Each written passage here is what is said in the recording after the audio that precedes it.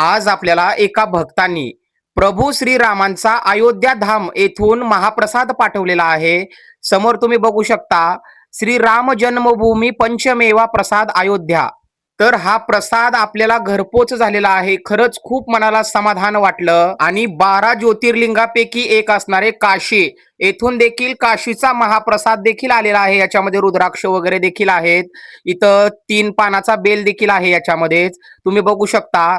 तर मला इतकं समाधान वाटलं. आपल्याला कामामुळे तिथे जाऊन आपल्याला दर्शन घेणे शक्य होईना झाले आहे, तर स्वतः देवांचा प्रसाद आपल्याला घरपोच झाला. खरंच देवांना आपली किती काळजी असते. तर हा प्रसाद आपण येडामाईच्या मंदिरामध्ये येडामाईच्या चरणी अर्पण केला.